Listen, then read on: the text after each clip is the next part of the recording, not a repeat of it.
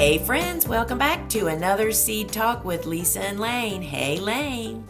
Hello, Lisa, and happy Valentine's Day. This is going to be airing just before Valentine's Day. Oh my goodness, it's so funny. The florist trucks are already out buzzing up and down the road. This morning I had to go up to the learning center at the end of my street where I'm on the board. And while I was there, the florist truck was already pulling in and delivering to the teachers and stuff in there. And I said to the girl, busy week, huh? And she looked at me, she said, don't even talk to me.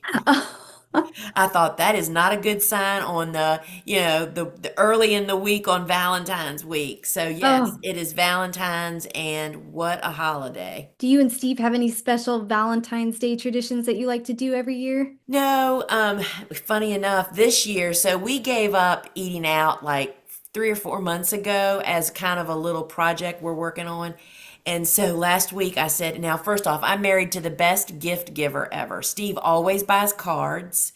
He buys good cards, great cards, cards that'll bring you to tears at every holiday, right? I love a good card, and you can save them forever and look back on them, and they don't take up a lot of space. Yeah. It's true. He's true. He is just the best card giver and gift giver. And so I said to him just a few days ago, I said, honey, Valentine's is coming up next week. Why don't I'll tell you what I want for Valentine's. Let's, first off, I knew we weren't going to go to a restaurant, not on Valentine's. It'd be craziness. Yeah. I said, why don't we go pick up food to bring home and I won't have to cook? That'll be like the best Valentine's. Oh, And yeah. plus, when you stop eating out, like, I mean, we're two people that we would eat out fairly often. We would actually bring it home. We didn't often go out to places, but you just kind of get used to restaurant food. To do it once in a blue moon makes it so much better and nicer. So that's what we're doing. So we decided that we're going to get Mexican and pick it Oh, up and bring love it it. in, and then we'll have ice cream, which is our favorite dessert ever. And so yeah, that's what we're going to do. And That is he'll fun. pick some daffodils out of our yard, some of those February golds, and bring them in. And yeah, it'll be good. How about you? We don't usually give a lot of gifts for Valentine's, but something that we do that we kind of call our Valentine's gift is we will add to our hellebore collection every year. So whenever we start seeing those kind of popping up at the local nurseries, we always add a few more to our collection. So that's kind of our Valentine's Day That's a gift. great idea. So, friends, if you happen to be new here, we would just like to welcome you. Thank you for dropping in for a listen.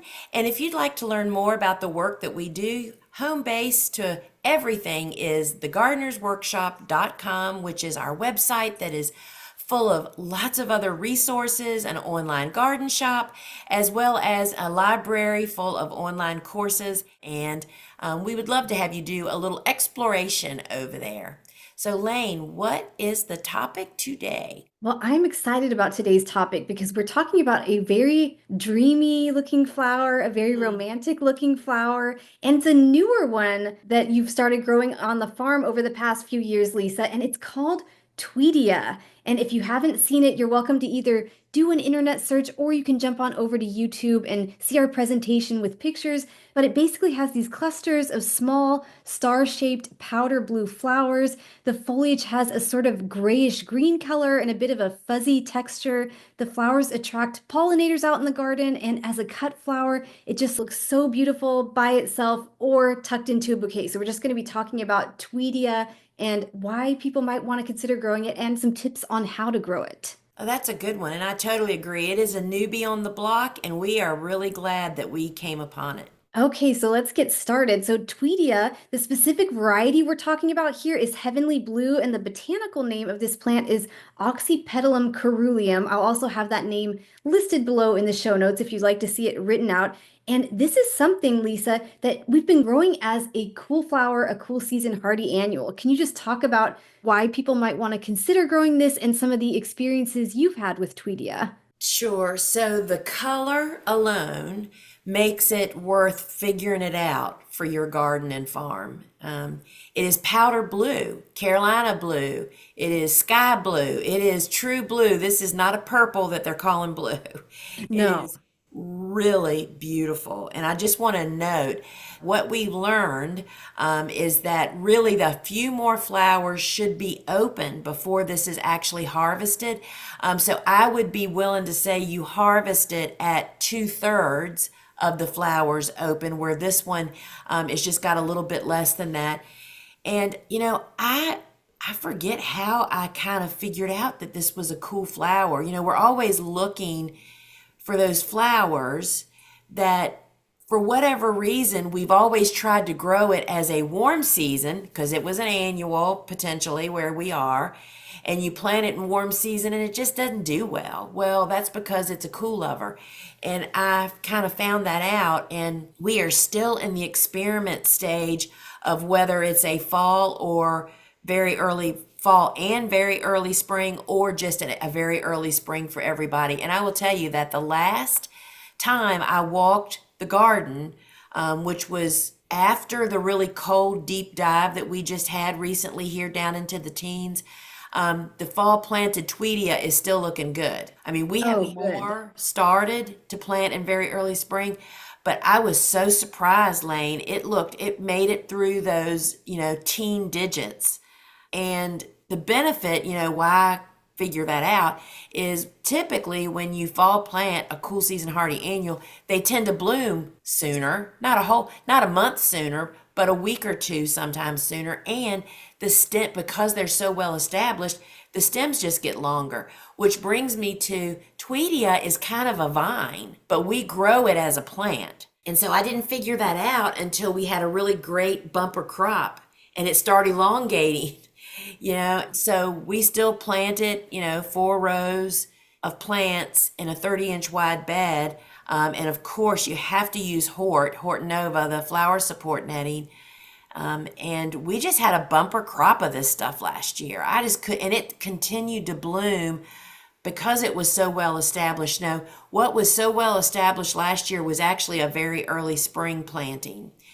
And last year was an unusual year here on the farm. It was kind of droughty. Even though it was hot, some cool flowers bloomed so much longer into summer, like the Chinese forget-me-nots, which is another amazing blue flower. And what that might be saying to me is that there was less disease issues because it wasn't our normal, Noah's Ark kind of rain around here all the time. So it's pretty amazing. I love it. It gets a long stem because of its vine tendency. But it does have a distinct, different fragrance. It's not particularly stinky, but it's just not, and if you only put 1 or 2 pieces in a bouquet, it's not really that noticeable. But it does leak a little milky substance, which I'm super sensitive, but I didn't seem to have any issue with that. So you just need to be aware of all those things and proceed accordingly. But I love it. I think it would be a beautiful baby shower bouquet by itself, a beautiful bouquet for any event really, all by itself, but it's a great accent flower too.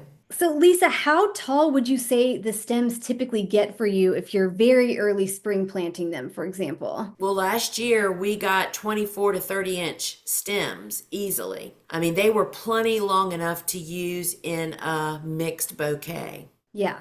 And that blue color, it just works so perfectly with a lot of other cool flowers. If you're watching over on YouTube, you can see we have some Tweedia that Lisa's pointing to, and it's sandwiched between some Monarda, Sweet William, and Lysianthus, and it just blends so well with all of those. You're right. And I want to mention that the proof of them blooming into summer is Lysianthus is blooming here. Right. And that typically happens in late June and July.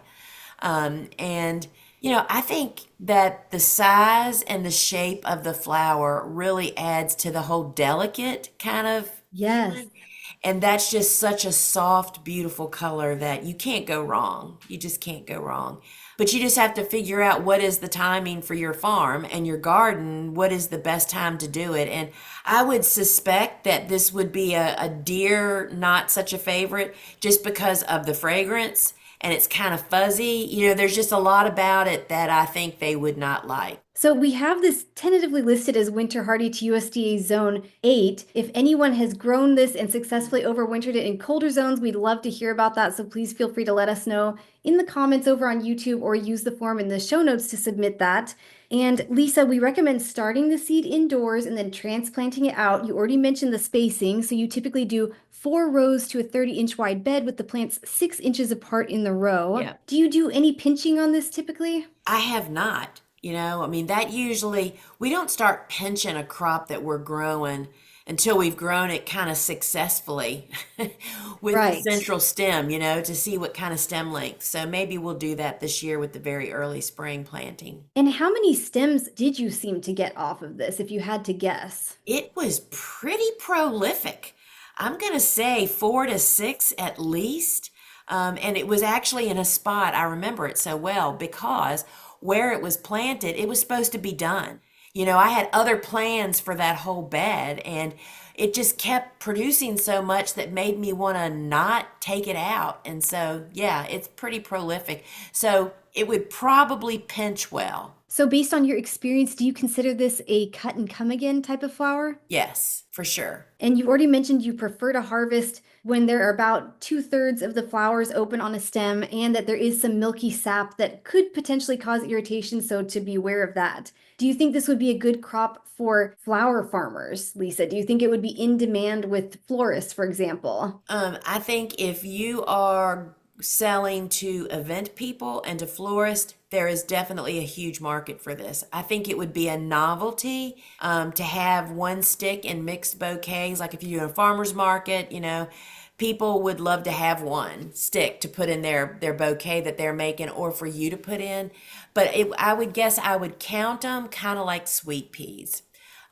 Sweet peas the fragrance makes them so in demand, but they aren't such a focal flower. They'll be a good Right. background flower, so don't invest a lot of space. All right, well, we hope that you'll give Tweedia a try. If you already grow it, please let us know that. We love to hear what you all are growing and your experiences as well. And thank you so much for joining us. Please be sure to follow and subscribe wherever you're watching or listening so you won't miss any of our episodes. And thank you again for being here. We appreciate everyone. So, friends, I hope you have a very happy Valentine's Day that's, full of Yes. chocolate and candy and all the good things. And that's the other thing. Steve will buy me candy.